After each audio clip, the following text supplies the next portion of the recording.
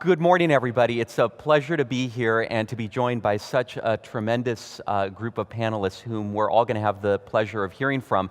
And I think that one of the things that we're going to try to do today is actually tie together some of the themes that have been running through the conference. So for those of you who were here on Tuesday night and had the great pleasure of hearing from Brian Stevenson, he actually spoke explicitly about how power dynamics inhibit justice. In fact, that was a line from his talk. And so very much weaved through his talk was the notion of how power has a role in terms of justice and injustice as well. Yesterday morning, during Phil's presentation, when we saw a lot of data from CEP, I think one of the core concepts that emerged was that once again we were reminded that the funder-grantee relationship remains central to effectiveness. And though we have heard that time and time again from Phil and his colleagues, once again, a fresh set of data just underscores that point. And that's why this conversation today about power dynamics is so important. Obviously, Doug Stone yesterday spoke about the importance of feedback and the importance of authentic relationships to being a precursor to giving and receiving effective feedback.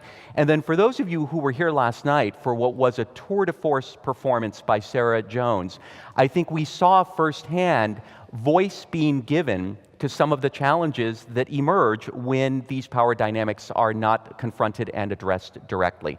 So that's the context for the conversation today, where what we want to try to do is get underneath these power dynamics, understand what creates them, understand how we can both enable an effective way to address them, and also understand some of the behaviors that we may do that actually inhibit our ability to be effective in creating the right kind of relationships between funders and grantees.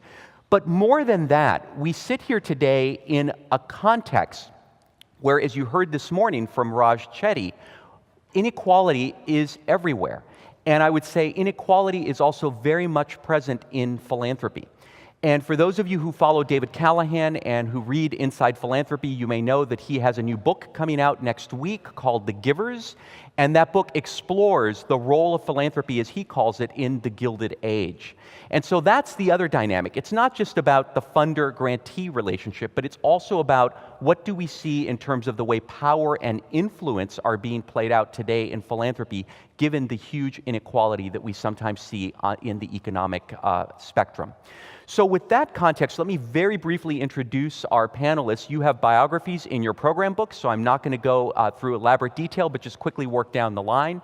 Immediately to my left is Sacha Pfeiffer. Sacha Pfeiffer is a Pulitzer Prize-winning member of the Spotlight team, which for those of you who saw the movie Spotlight, you'll remember it well. She is with the Boston Globe. She covers power and influence as part of her beat, and that includes coverage of philanthropy. She's also a guest host on WBUR and NPR. Next to Sacha is Vu Lee, nonprofit executive, and for those of you who get that Monday morning email at around 3 in the morning, blogger extraordinaire, as you know, and if you follow him on Twitter, you also know the fierce defender of the Oxford comma. Next to Vu is my colleague Grant Oliphant with the Heinz Endowments, and for those of you who were here Tuesday night, not only is he the president of the Heinz Endowments, but as you all know, he is perhaps one of the most eloquent and erudite spokespeople for our field, and we are so fortunate to have him. And then finally, next to Grant is Linsey McGoey. Linsey, who is an author, an academic, and has really looked deeply at this issue of the role of philanthropy today and some of the problems and challenges, and has been an insightful observer and, frankly, critic of some of what she has observed. So with that context, I'm going to start us off in this way. We want to talk truth to power. That's part of the headline for today. Let me just stipulate, we have power in the room, in the minds of hundreds of foundation leaders, executives, and trustees. What is the truth that you want spoken to this power? I thought you were going to say that, by definition, if they're the power, we're the truth. Is that? Exactly. No. So go ahead. So, shouldn't have done that. I think the place I'd start is, this was one of the three great transformations that I spoke about at the opening that I think we need to go through. We need to fundamentally change our sector's relationship with power, which I translate as control, and the impulse we have to control everything. You know, we have a philosophy around our office that I sort of stole from my very British VP of Communications, who likes to say, "Quit your whinging." And we in our field have a tendency, when people become critical of us, to want to say, "Boy, that's unfair," and "Why would they do that?" And what we forget is that that's the mechanism that does keep us honest. You know, to go back to Doug Stone's difficult conversations, where else are we going to hear about it from unless people are willing to have the courage and step up and give us critical feedback? I got a call from a reporter the other day who wanted to talk to me about our work in affordable housing. And Pittsburgh as a community is going through this really remarkable shift from trying to get the engine going and rebirth itself after the collapse of its economy that, you know, was more epic than anything in recent memory, other than perhaps Detroit, and longer standing. And now there's this excitement and growth, and people are very worried about what that growth means in terms of equity and affordable housing. And my first reaction was, we've been all over that. And the reporter said, well, what I'm hearing from young activists in the community is a lot of anger because they feel like nobody's paying attention to this issue. And you know, it is ever thus. We were at a certain stage in our career and at many points of our current lives. We are that person, we are that critic. But when it gets directed at us, it becomes very uncomfortable, and sometimes we think it isn't fair because we're operating in that space. But if you think about the role of the critic when it's constructive is, even when it's not meant to be constructive, you know, when you look at that role, it is to motivate and prod and push people into behaving maybe more urgently than they are. And we all fall into the trap at times of not being as urgent or as thorough or as rigorous as we could be. So it's actually enormously healthy to have that sort of that dialogue, but we have to be willing to be open to it. Thank you. Linsey. And maybe following up on that point, I think that's really great comments. And the question of how can you encourage critical feedback, I think as an academic, a sociologist who began to take an interest in big philanthropy about 6 years ago, specifically when I had a postdoctoral fellowship at the Said Business School, which is based at the University of Oxford, which is home to the School Center for Social Entrepreneurship. So I was very curious about the rise of so-called philanthrocapitalism and new hybrid models of giving that tried to marry social purpose with profit-making at times. And I was a little nervous about some of the blending of these two fields, and I decided I'd try to seek out a good exemplar to try to study the phenomenon in depth, and I picked the Gates Foundation. And I picked the Gates Foundation because I had done some work before in pharmaceutical regulation and access to medicines, and I'd written critically about the tendency at times for some pharmaceutical companies to not be really forthcoming with clinical trial data that might not show the best efficacy or safety profile for some of its drugs. And the reason why you might not be forthcoming with clinical trial data is because it could negatively affect the bottom line in your own revenues and your ability to capitalize and market the drugs that might be leading to, at times, some safety risks. And a number of people in the global health field were a little bit worried about the fact that the Gates Foundation was often partnering with pharmaceutical companies, and sometimes that's quite useful, sometimes it's negative, and I just wanted to be able to, from an external perspective, critically examine the phenomenon. And I'll try not to speak too long, but I'll share a really quick anecdote. I was reminded when I came here, this conference is very different from the type of conference I typically attend. It's incredibly well executed. It's magnificently sort of aesthetically beautiful. And my conferences are typically sort of 30 British academics sitting in a room and competitively eyeing that sort of pack of digestive biscuits they're hoping to get to at the break. And at one of these conferences, about 5 years ago, I was speaking with a woman. She had just moved from Zimbabwe to take up a lectureship at a very prestigious British university. And she said, "What are you working on?" And I said, "The Gates Foundation. You know, I'm interested in." There was a lot of concern about where some of its endowment was invested at that time. Specifically, it had a very large stake in Coca-Cola. It's since divested. But at one stage, once all of Berkshire Hathaway's gifts to the Gates Foundation were set to be fully transferred, which is a process taking place in incremental stages, the Gates Foundation was poised to be the single largest institutional stakeholder in Coca-Cola overall in the world, so the largest institutional investor. And this was concerning for people because Coca-Cola was seen as aggressively marketing sugary drinks in a way that might have been compounding an obesity epidemic in developing regions. So a good example of how sometimes corporate missions don't align with social benefits. So I said to this woman while I'm looking at Gates, and she said, yeah, it's so important, we talk about it so much. And she said, but don't you want to keep your job? And I said, I hope this won't jeopardize it. And she said, and I'll be honest, these were the words, track you down. And she said, of course, but well, what if he tracks you down and tries to silence you? And I laughed, thinking she was joking. I mean, I think she probably had been reading a few too many John Grisham's novels. You know, you've moved from the firm to the foundation, you know. And you know what, she was wrong. She was wrong because the foundation was actually very receptive. I won't say very receptive. They were there was a temperate, lukewarm receptiveness to some of my questions, but certainly I didn't feel like I faced any negative reprisals.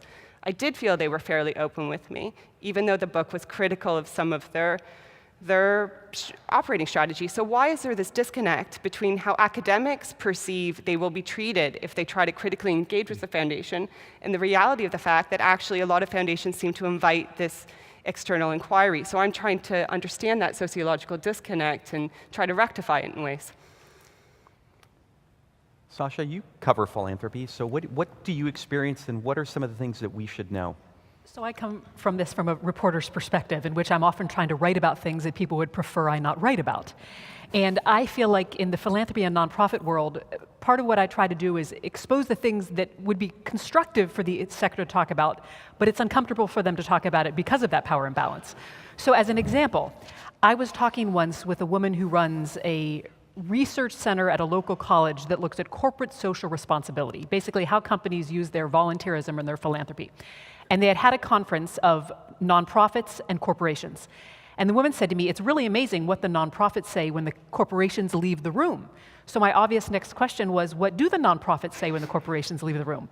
And she said they hate those corporate days of service where 50 people from an accounting firm or a bank go and they paint a mural. And she said they don't need a mural painted. They can't manage 50 volunteers all at once. It's a drain on their staff time. What they could use is that company's auditing expertise, their accountant, their social media specialist, so they can learn to use Facebook and Twitter better. So I was absolutely fascinated by this, not just because it basically said, look, these corporate days of service don't work, but here's how to do them better. It was so difficult for me to find anybody in the nonprofit world who wanted to talk about that. And I understand. And when you do investigative work, not surprisingly, a lot of people ask you to speak off the record. I have truly been asked to speak off the record more covering philanthropy and nonprofits than I have been doing straight up investigative work, because there's this fear by the nonprofits that if they say something that will alienate a funder, it will jeopardize a check. They will no longer get it written. And I think what happens then is problems persist in the field because of that. I get it. I don't know how you remedy it. And I also understand, for example, on the foundation side, you want to make sure your money is being used well. But then I hear from the nonprofit side, what they see are well-intentioned requests to show the impact of the money result in these just voluminous research reports they have to write, and they feel overwhelmed. So it's really a fascinating perspective for me to try to get both sides to talk and to see the reluctance, and to try to figure out how to overcome that as a reporter in a constructive way for the sector. I want to come back to that theme, but let me let Vu in, and then we'll sort of mix it up. Yeah, first of all, I'm really kind of terrified right now. There's so much power in the room. I feel like I'm invited to a party that I wasn't really invited to. And so I've been stealing as many things as I could.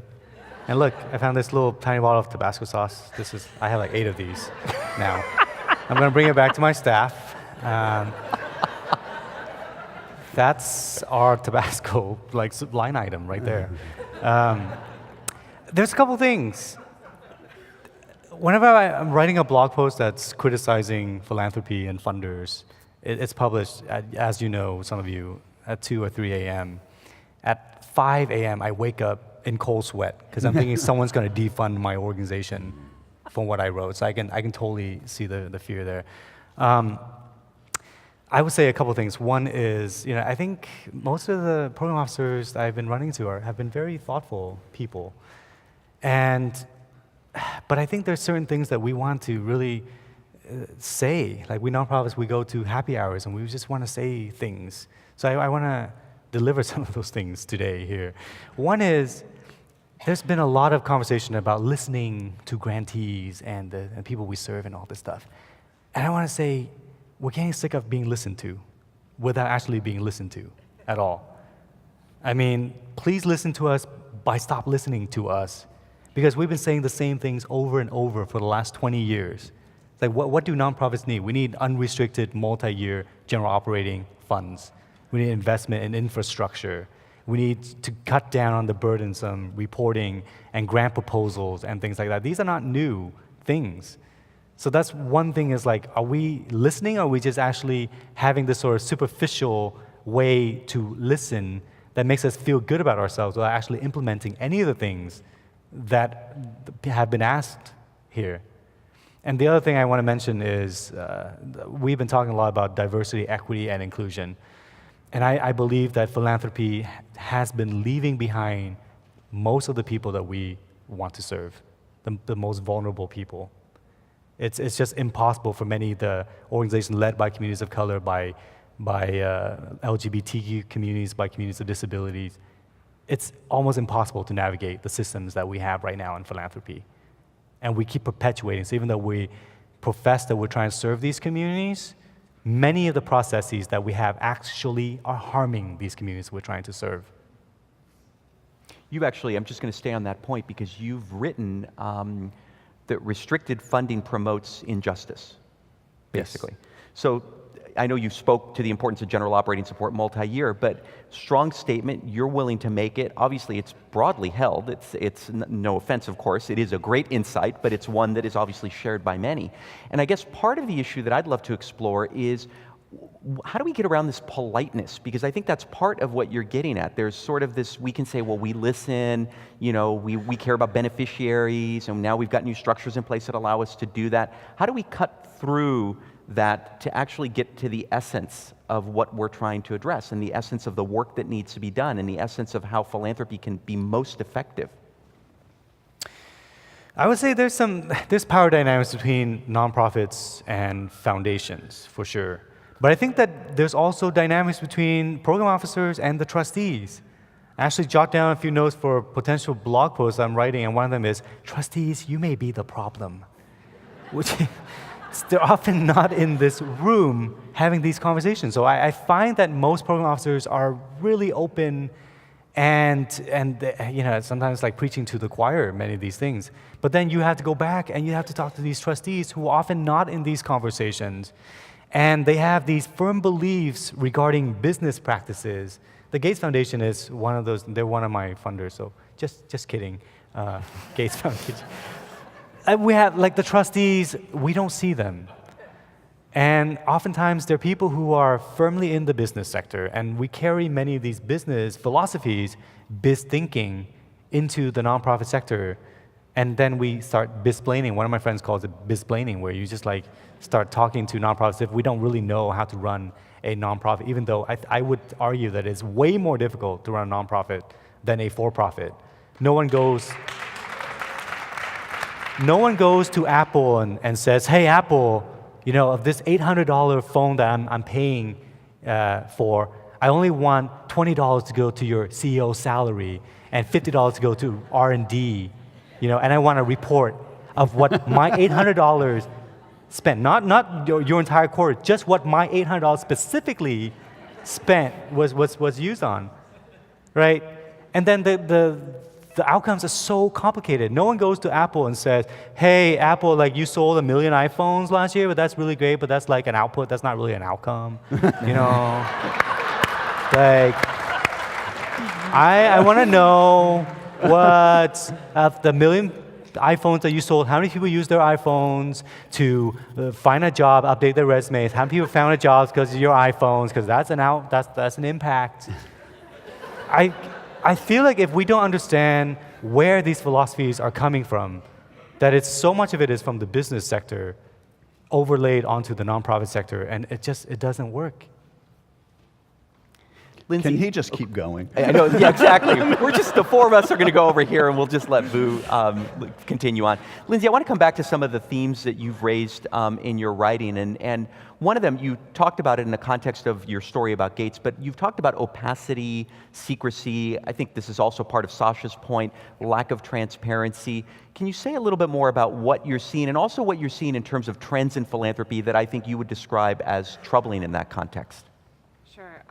Well, I want to really and also echo some of Vu's points, because my own interest in this issue was piqued by working at the Said Business School, where Vu says, where have these ideas come from? Well, I actually think that genealogy, tracing the sort of ancestry of the ideas, is actually can be feasibly done and has been done, and that's what I'm trying to do. And it is really stemming from people who are based at business schools, Harvard Business School being a leader in the field, people like Michael Porter and Mark Kramer, who have been really propagating the idea that it is possible to marry the business of doing good with doing well. And there's actually a lot less of an empirical evidence base to suggest that a lot of these new initiatives are actually leading to any direct poverty alleviation in developing regions in a way that they are being propagated to do. So the evidence base is a lot thinner than the rhetoric surrounding the excitement of these new initiatives would suggest. And so my view is that as sociologists, and political scientists and economists are very well placed to try to study these trends. But I think a lot of social scientists don't actually know just how thin the evidence base is, because the rhetoric surrounding the sort of revolutionary impact of some of these new hybrid models is outpacing the evidence base. So we have to, I think, insert a very strong note of caution and put the culpability for proving impact onto the people who are purporting to be as evidence-based as they are, but aren't really showing the impact of their efforts to bring the private sector into some of these new development initiatives. So, for example, the Gates Foundation does donate some of its grants directly to very lucrative companies, like the MasterCard Corporation, which received an $11 million grant recently to set up a lab for financial inclusion in Nairobi, Kenya. And it was predicated on the idea that if you have a company like MasterCard creating jobs in this region, then you're inevitably going to create poverty alleviation. But actually, whether or not you should be resourcing a Western company you're basically underwriting the risk which it could take itself if it wanted to expand in these regions. You're actually enabling MasterCard to be positioning itself as a deserving charity claimant.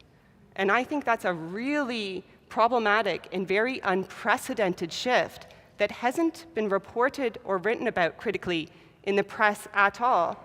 I have published a couple articles on it. I've published in places like The Guardian, Open Democracy. It hasn't been contested. I'm very comfortable with I'm getting my facts right. These are not program equity investments. This is not endowment investments. This is a straight grant to a non-501c3 institution that's been justified on the idea of, well, they are exercising expenditure responsibility to ensure that MasterCard is using the money to further its own charitable objectives of poverty alleviation.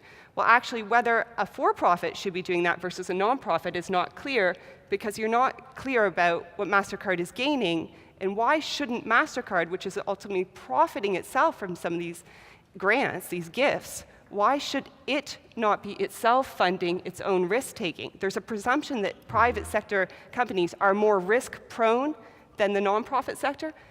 The evidence base surrounding that is actually very thin, as a lot of scholars like Mariana Mazzucato, and going back to even people like J.K. Galbraith back in the 1950s, who pointed out that often the private sector is quite parasitic for some of its risk-taking on government subsidies to allow some of the early basic seed research to be carried out. So I think we need to really place the liability for proving that enrolling the private sector is as beneficial as it's suggested to be on the people who are propagating this rhetoric. And so far, that's not being done. One last point on transparency. The reason we know where Gates Foundation money is going is because, very commendably, they provide really clear 990 forms on their website.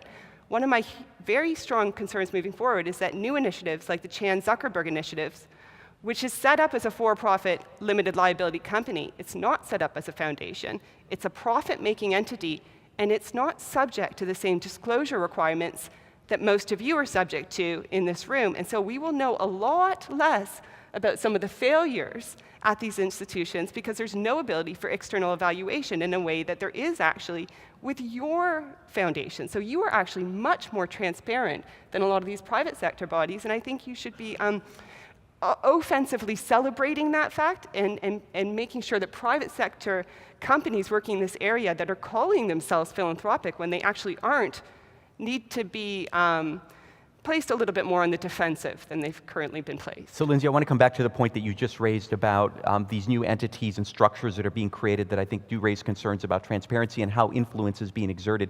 Grant, I want to turn to you because it really, from all of the panelists, what we've heard has been sort of an outside looking in, if you will, the perspective of ones who are outside of philanthropy. That doesn't mean they're not engaging with philanthropy, but outside of being within a foundation setting, talking about their concerns, their critiques, and what needs to be repaired. You're in the field. You've been in the field for a long time. You've also been willing to step out and express some of the concerns and express some of the truths that sometimes we don't hear within philanthropy.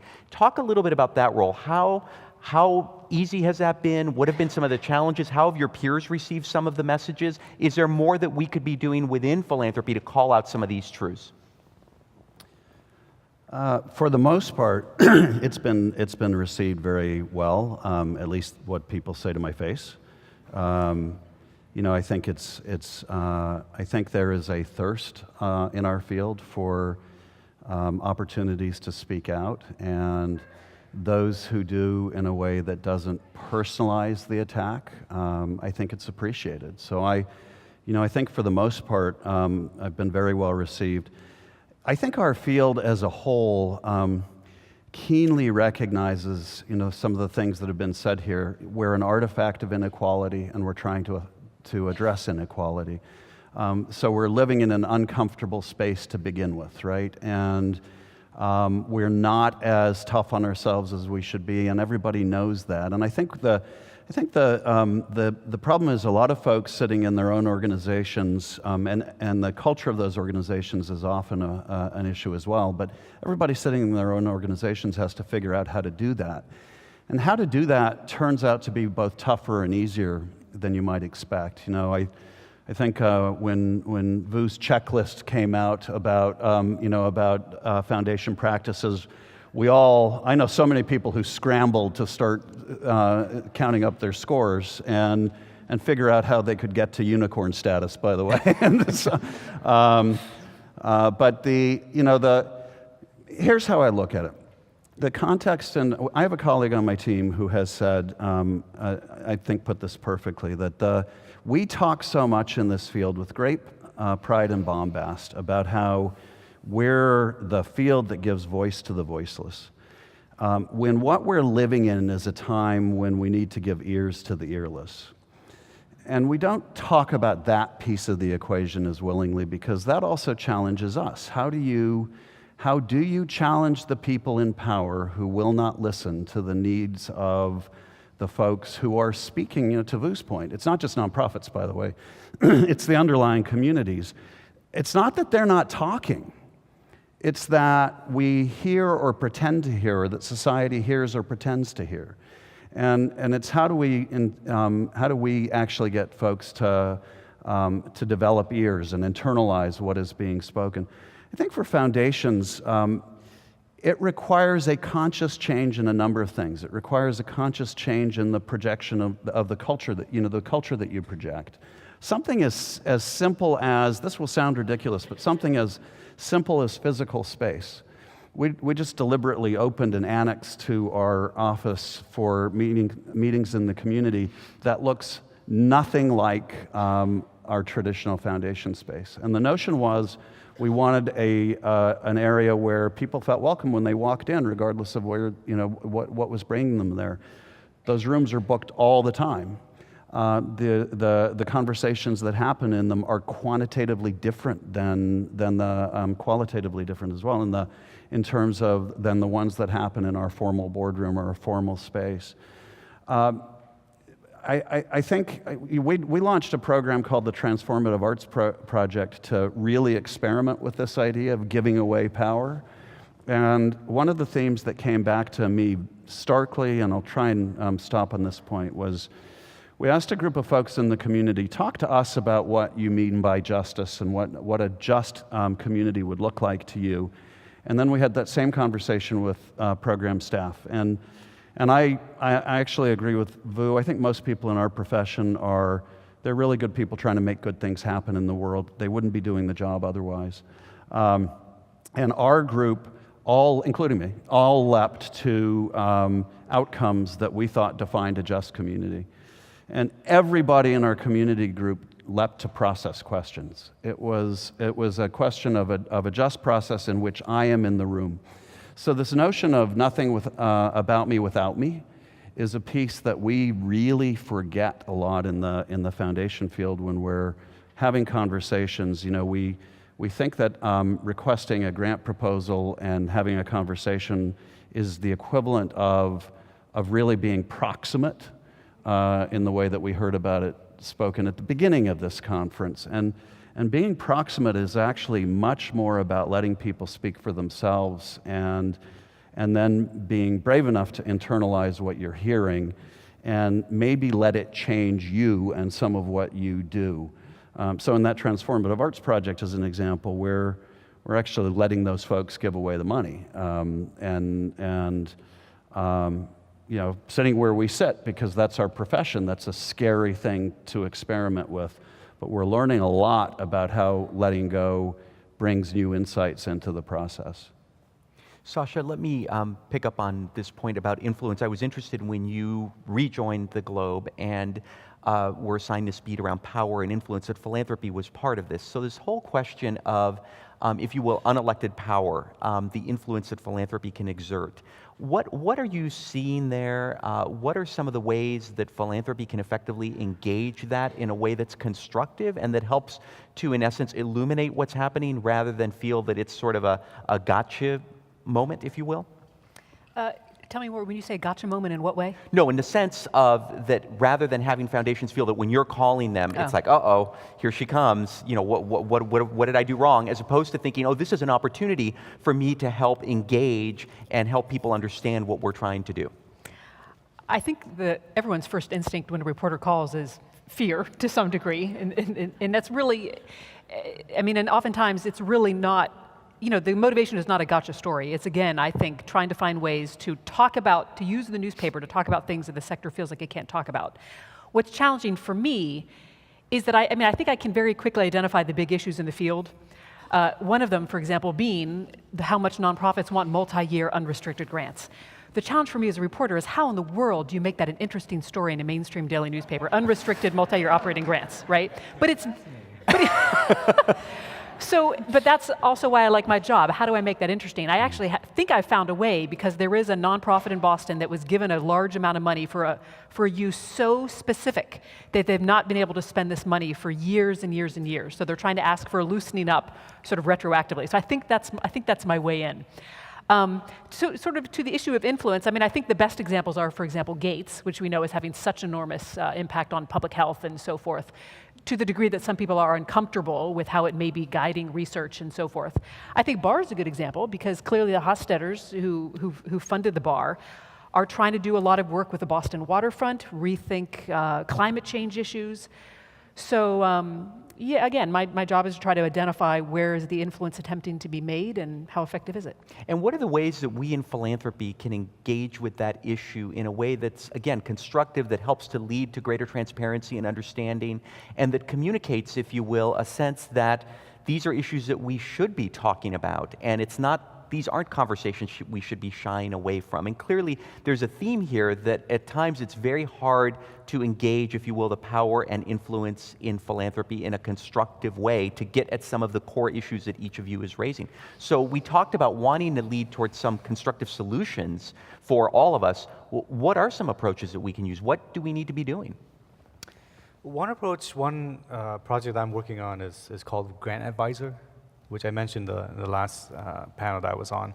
But it's a bunch of sector leaders, including Jan Masaoka, Perla Nee from Great Nonprofits, John Pratt, and others have been working on. It's basically a Yelp for foundations, where nonprofits can go on there, or like that platform where students can rate their professors. But I think it's because we have to acknowledge that we nonprofits are terrified of you guys. We're just not going to give you direct, honest feedback. It's very difficult. And even for me, I still have the fear of giving feedback to funders. And it's very difficult. So grant advisors is, you can just go on there, anyone can go on there and just talk about your processes, how approachable program officers are, how burdensome the application process is, and all these different things. And we are trying to make it very helpful and constructive, so it's not just complaining about different grant processes. That will be launched in Minnesota and then California, and then it will be rolled out throughout the US this year, I think. At least it will be implemented and piloted in those 2 states, and we'll see how it is. But I would really encourage all the foundations here.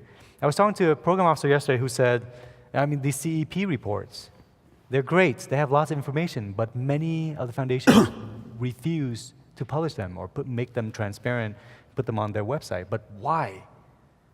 There's a handful of foundations who would do that. There's like this fear of being criticized, the fear of taking feedback. Well, if you fear it, then we fear giving it to you. Mm-hmm. So I think that we have to do a better job. We nonprofits have to do a better job giving feedback, but I think you have to do a better job saying that, well, we're going to take this feedback, we're going to be transparent with it, this is what we're going to do.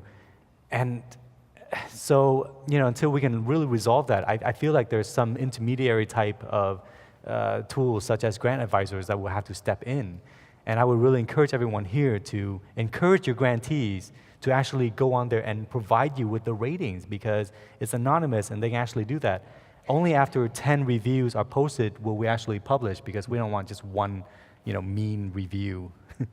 But after 10, that'll be enough for us to aggregate and say, these are what your grantees are saying about you, honestly, because they don't, they're anonymous, they can be honest. Others? I want to follow up on those really good points. I think it strikes me that we're entering a dangerous catch-22 situation, where it was news to me that the most important issues for the CEOs of leading US foundations is inequality. That surprised me. The reason why that surprised me is that there's absolutely really no good macroeconomic evidence to suggest that increased philanthropy, the proliferating number of loan foundations that have been set up recently, the numbers doubled from something like 40,000 in 2000 to over 85,000 17 years later. So you've seen a doubling of foundation numbers over the past 17 years, but obviously absolutely no correlation with reduced income inequality in the States, and actually the correlative relationship is in the other direction. Increased wealth concentration, which is necessary to have the funds to set up these foundations, seems to be not causally linked, but certainly correlated with evidence that we have of growing income inequality. So unfortunately, the primary issue that is facing you, that you're concerned about, is also an issue that people externally look at and say, well, in what way might foundations be compounding this problem rather than alleviating it?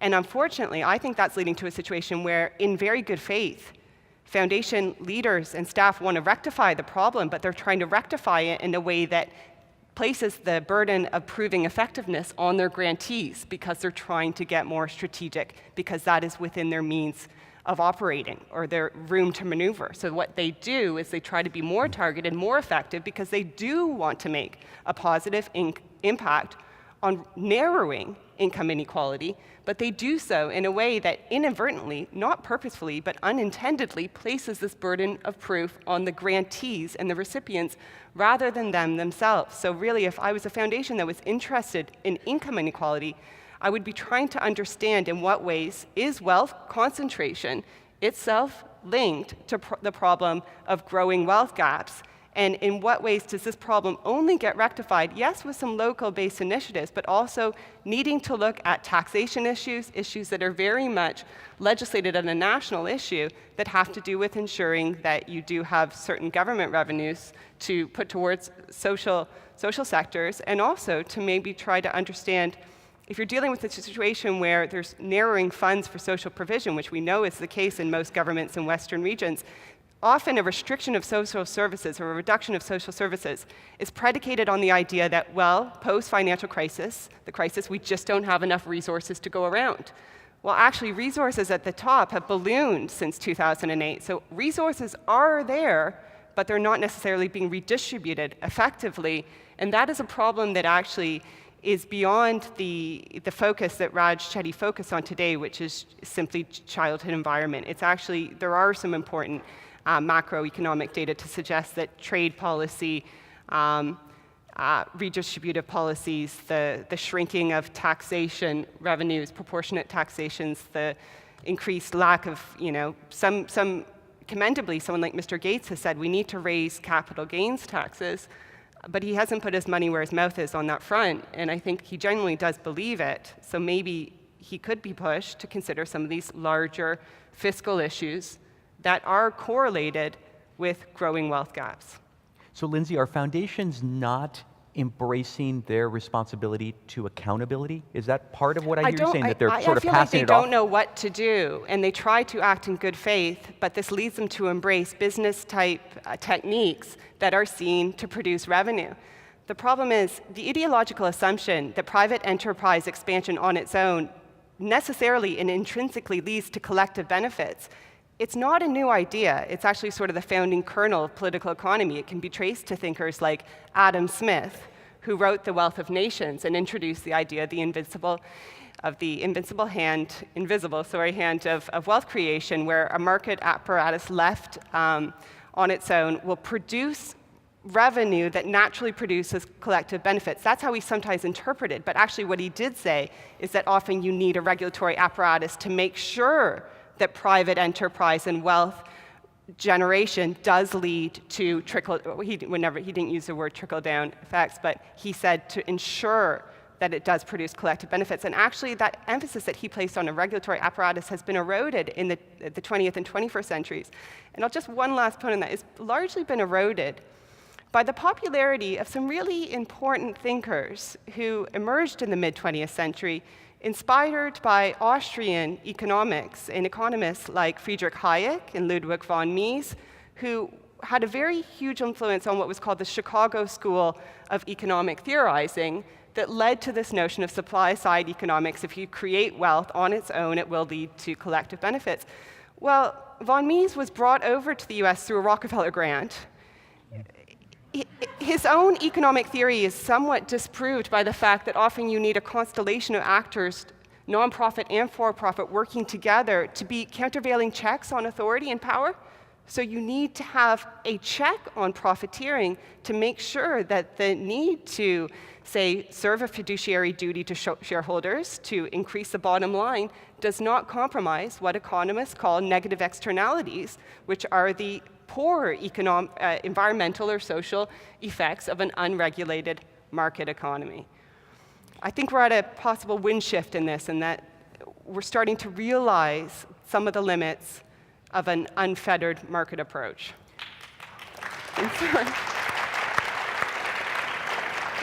Linsey, I want to build on one of the trends that you cited. Private foundations have doubled in the last almost 20 years. In addition to that, we have some data that shows that in terms of giving from households, that households with incomes of $500,000 and above, that those contributions have increased some 50 to 60% in the last 15 years. Households with 10 million and above have increased by about 105% in the last 10 to 15 years.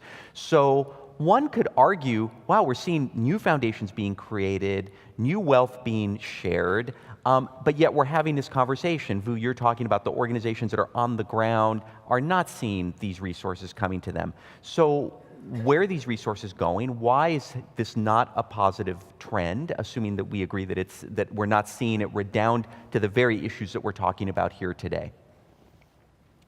Who is that for? Anybody. Well, let me take a stab at it and then hand it on. But I really would hope we can hold on to two thoughts at one time. And there's no escaping the data that Linsey's pointing to, where we have worsening inequality, and we're expressing a concern about that, but we are experiencing a phenomenon that we're also a product of. So we have to acknowledge that. I would also say that our field has, to its detriment, sometimes because I play the role of critic, it seems as though I don't like what we do. I absolutely love what we do. I love the privilege of being able to wake up in the morning thinking about the problems and challenges that we get to do, and everybody in this room should relish the fact that they get to do that.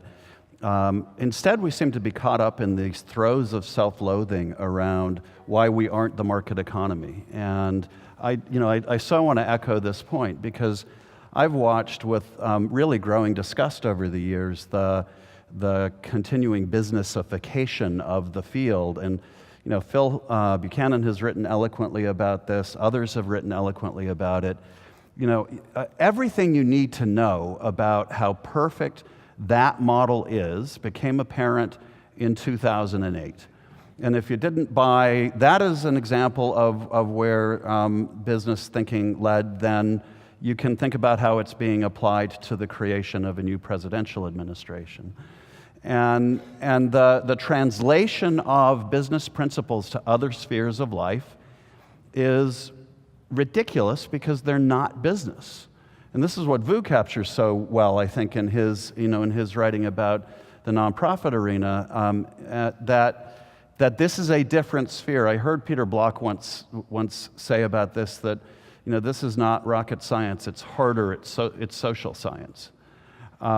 This is not as simple as an equation. It's trying to figure out how to move people and human economies and human political movements, and that's difficult. So I think we have to embrace what is uniquely ours. What we have to acknowledge in that, though, and this is the second half of that equation, is it will forever be imperfect because power dynamics suck. And anybody sitting at a table with the ability to give someone else a large chunk of money that they need in order to pay their staff and do their work is going to have vested power that, unless they're really conscious about that and about how it works, is going to produce a disequilibrium in the relationship.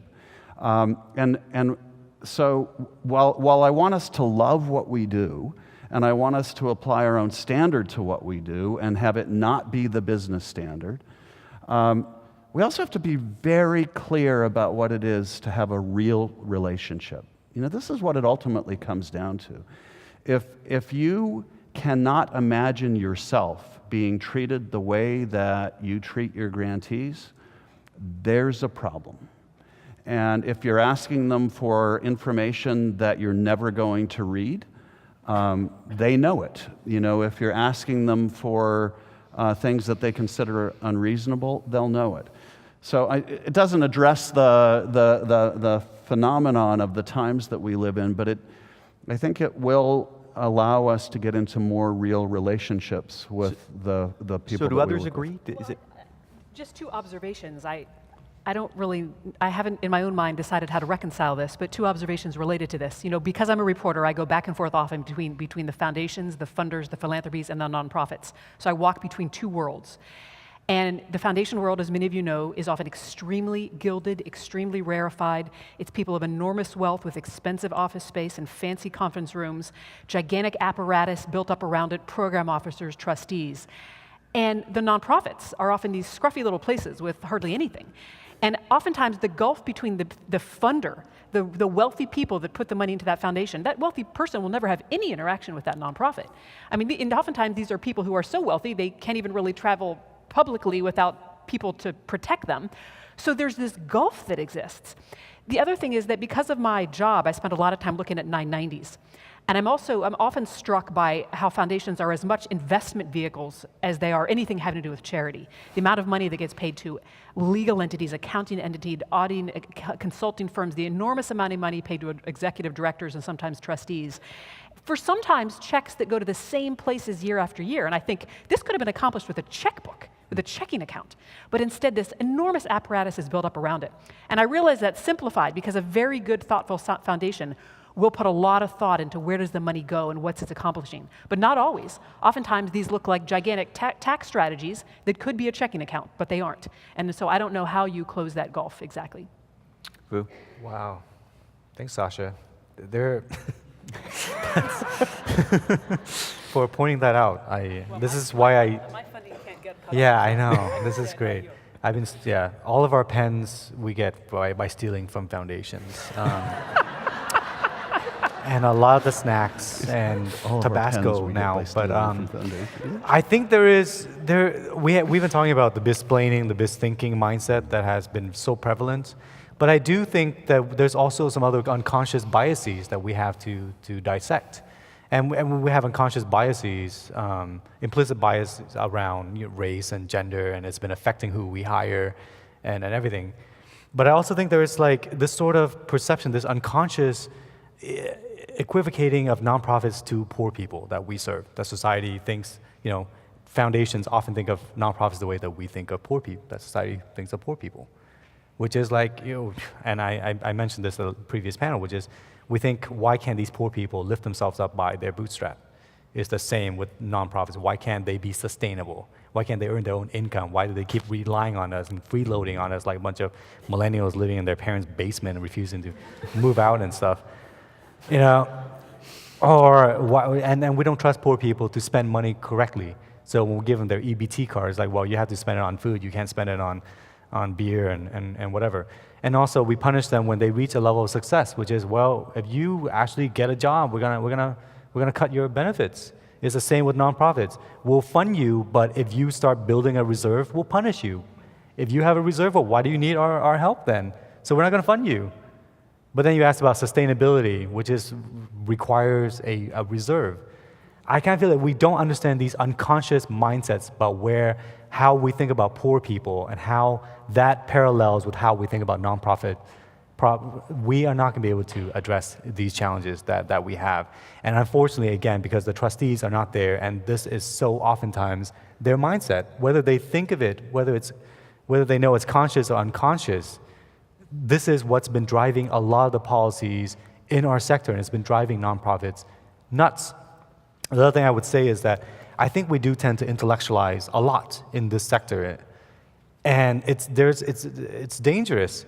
We have been talking about equity, diversity, inclusion all the time for the last, 10 years or so. It's become like the new coconut water, and everyone's drinking it after hot yoga and whatever, because it's like the cool thing to drink now.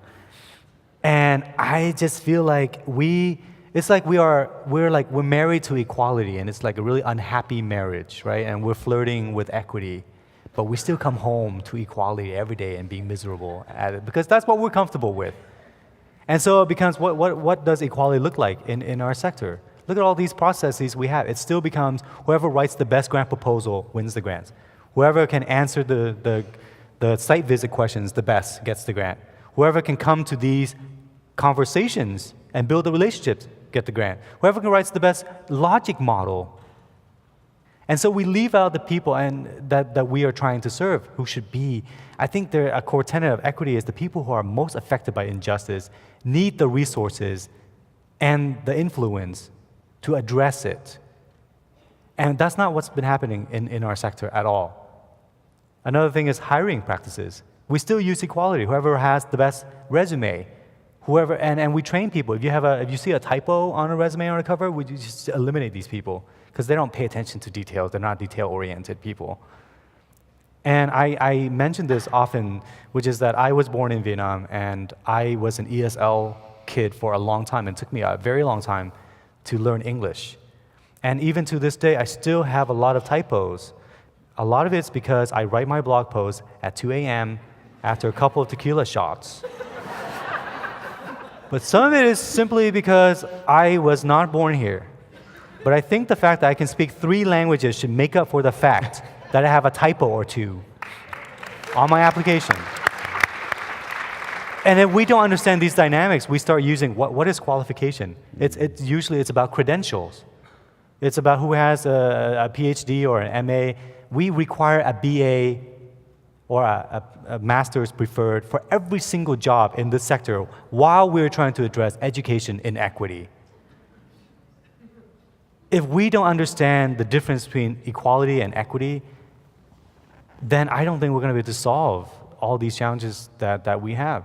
Some of these are things that we keep perpetuating because they have been tradition. I've been trying to tell funders, look, if your grant process takes longer than it does for the average couple to conceive and give birth to a baby, it's too long. If we believe in equity, we have to do things differently, and some of those things may fail, and I think equity requires us to fail and to accept failure and risk.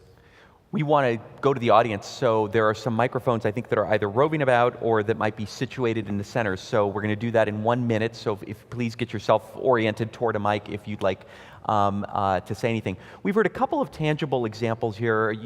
Grant, you spoke about the importance of being in relationship. Vu, you've talked about some of the just specific obstacles that foundations create to break down the kind of power dynamic. Are there other specific things that foundations can and should be doing that help to address what we've been talking about this morning? Trying to give us some tips, some advice, some counsel, something we can take back. You talk to me? Sure. Any of us. I was talking Grandy. I like your checklist. So do you want to run down a couple of the items from there, just in terms of? The checklist has 65 items that are annoying things that funders do. Please stop asking. Please accept email applications, okay? And your online. Just be thoughtful about the character limits. Sometimes it's just ridiculous things like, please explain your mission and strategic plan in 85 characters or less.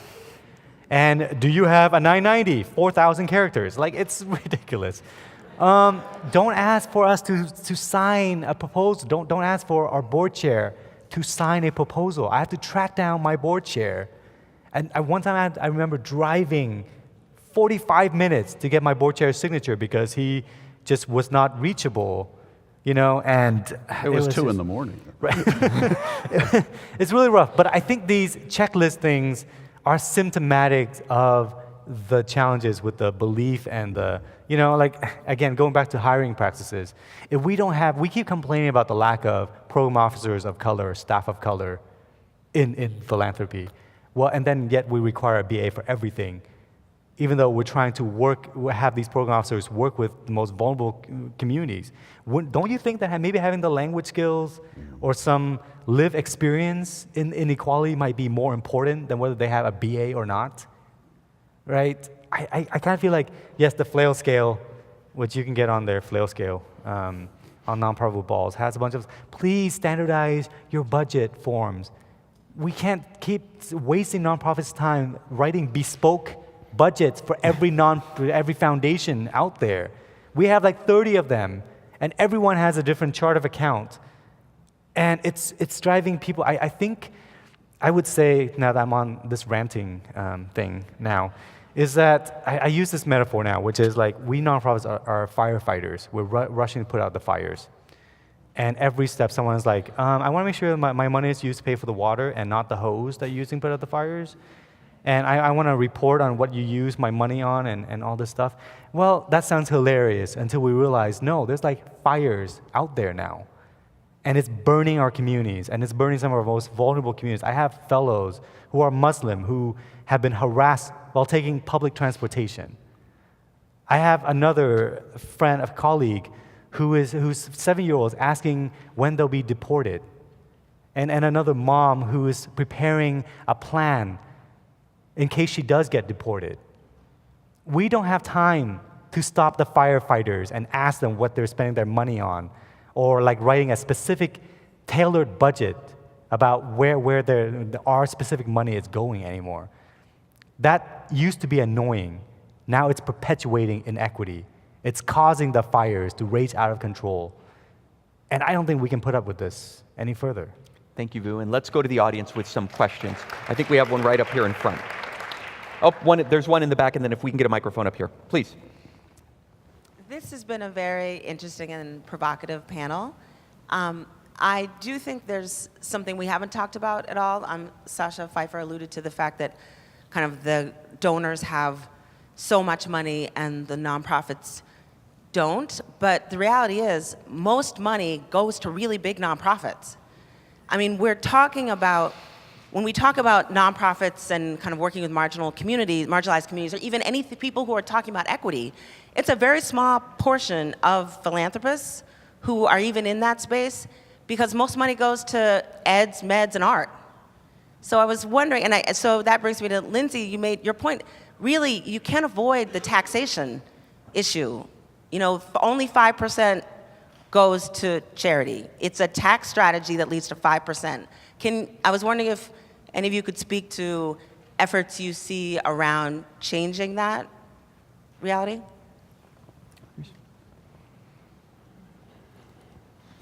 I don't think your current landscape's looking good for immediate change, I'll be honest, at the federal level when we're talking about taxation. I'm trying to allude, obviously, to the elephant in the room, which is that it's a very, very straitened time for trying to innovate when it comes to a traditionally more democratic position, which is to tax at higher rates on high-income individuals as well as corporate taxation. This is a huge thing, I think. The corporations could be taxed more, tax haven, tax avoidance by placing money in tax havens. There's international efforts to try to reduce this. I don't see a lot of foundation support for these efforts to reduce tax avoidance, both legal and illegal tax evasion. This could be an area where some foundations could, I think, proactively engage. And just while we're on the topic of straitened circumstances, I think Vu made a really good point about the most marginalized individuals who are at physical risk currently. And I just wanted to briefly come back to the point about von Mies, because even though I personally don't agree with his own economic theory at all, and even though I think the Austrian economists had a very sweeping and in some ways not necessarily justified influence on a paradigm shift in economics in general that led away from an assumption that sometimes say stimulus can be useful. He basically led economic theory in a rightward shift. And I mentioned that he was aided by the Rockefeller Foundation. Well, thank God they did. He was a Jewish economist who was facing persecution and who was aided by the help of philanthropists in America. And we need to see that level of aid be resuscitated today. And this is where Jim asked, what can philanthropists do today? Well, your money is proactively used for many, many, many good causes. And even if you end up funding or giving aid to an academic who might develop theories that you eventually don't agree with or different constituents don't agree with, you are providing necessary space to save persecuted individuals. And I think that's a valuable history that your sector should reclaim and propagate really loudly. And let's remember that at the time when the Rockefeller Foundation was coming to the rescue of people like von Mies, you had active collaboration with the business sector between Nazi Germany. So another good example when the desire to expand bottom lines do not align well with socially just outcomes. And it's the not-for-profit sector which is there to pick up the pieces of a volatile world. Thank you. Any others to add before I go to the front here? Okay. Go ahead. Sorry, everyone. Sorry. Just real quick. I know that we talk about taxing. I feel like all of us need to do more advocacy in this sector, all the nonprofits, everyone, all the foundations as well. The 5% that you're talking about with foundations, I think this is why it's really critical, because so much of funding is going to these larger organizations, and they tend not to be led by communities of color, other marginalized communities. And we also have thrown out this statistics that like 85% of funding in the nonprofit sector comes from individual donors. That also does not apply to organizations led by communities of color. Most of them rely on foundations, at least to establish themselves. So I feel like philanthropy has a really critical role, but we have been so distracted by equality and processes and stuff when basically all the foundations need to focus on where are the communities that are most vulnerable and move funding there, including funding to organizations that are led by these communities that are most affected, not the ones that write the best grant proposal and have the best relationship with you right now. Thank you, Vu. I think there was a question up here. Yes, great panel. Thank you very much. And I direct this to Vu. I agree with you that we should give more unrestricted grants. If you trust somebody and they have the same mission, and you should ask them what they want and give it to them. And I also agree with your point you've made about the reports that are sometimes required being burdensome and onerous. My question is, do you think that foundations have a role in ensuring that nonprofits are accountable, generally for their mission, because they are unrestricted funds, and also for the investment that the foundation is making?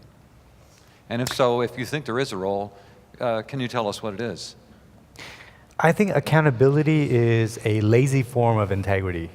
I feel like we just focus on this notion called accountability, and I just don't. I think the metaphor I use when we talk about accountability is like, I don't know, I have kids now, and when you have kids, you start thinking about death a lot, like your own death. You can't go skydiving anymore and things like that. And we started getting life insurance and getting a will and all this stuff. I think that's more responsibility and integrity, because if we're dead, who's going to keep us accountable? Right? I kind of feel like the focus on accountability is about punishing nonprofits for screwing up versus about trusting them and helping them to do their work. And so this all the accounting measures are just ridiculous. This is why we have been focusing on overhead. If you think the firefighters, you think that, oh yeah, well we need to determine where their money is going. Is it how much is going to the hose, how much is going to the water, how much is going to their suit and all this stuff, and that's accountability. That is a distraction, that's a red herring, versus we should be like, are they tackling the fire? Are they putting it out fast enough? Is the fire spreading? Like, that's what we need to focus on. That should be where the accountability is. And that's not where most foundations have been focusing on. I feel like, yes, there is a role for foundations to help nonprofits to really understand how effective they are, but focus on the fires, not on where we're spending the money on trying to put it out. So let me ask, with all due respect to our host, the Center for Effective Philanthropy, has this trend toward effectiveness, strategic philanthropy, and I know Phil will correct me to say Yes, CEP is not about strategic philanthropy, but more it's a drive toward effectiveness, if you will. Has that created some of what we're talking about today? Well, Says the board chair of CEP. Yeah, let me. Oh, thanks. Yeah, I actually think we have a responsibility to be thoughtful and strategic in what we do. Having a conversation within an organization about the goals that you think you want to help accomplish is how you sort. It's the first sort on where you think the money will be most effectively spent. And in fairness, the universe of need out there is so astoundingly large that you have to have some mechanisms of choice making. Hopefully, I think that's part of what we're talking about here, hopefully those choices are made in partnership with community as opposed to despite community. Hopefully they emerge from an engagement with prospective partners as opposed to being imposed and being done to. You know, a lot of philanthropy feels like it's being done to nonprofits as opposed to done with. And so I think you have to be very thoughtful about that. But if you're not making some strategic choices about where you think you're going to be effective and how to best use the money, then I think that's a form of laziness and form of laziness on the part of foundations. And I think the secret is that it has to be where you proceed from there. You know, you mentioned logic models, and I have this image of us perpetually weeping amid the wreckage of our logic models because they just never work out. But I think the tendency that we have to sort of impose control through the universe by saying everything must work this way and everybody must line up this way is the mistake that we make. I also love the idea that Vu raised around accountability feeling punitive. You know, so much of that relationship can slip into the notion of being punitive to organizations. Actually, one of the terms I hate the most in our field is sustainability, where it's used with respect to finances, and you touched on this. But what foundations almost always mean when we say, how are you going to become sustainable, is when can I get you off my books? And that's, that really is not, it's not honest on either end. But I don't know how we can operate, frankly, unless foundations want to revert to being sort of charity banks for whatever uses happen to spring to mind at a time. We have to have strategies, and we have to be thoughtful about how they're applied. What we have to be careful about is how controlling we are in bringing them into the communities we serve.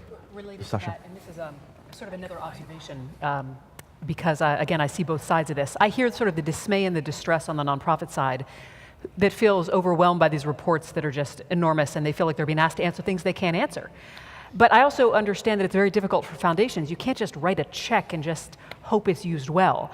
And it's often very hard to measure what these nonprofits are doing. If you're a college readiness nonprofit, a college graduation, maybe the be-all, end-all needs to be, are you increasing graduation rates?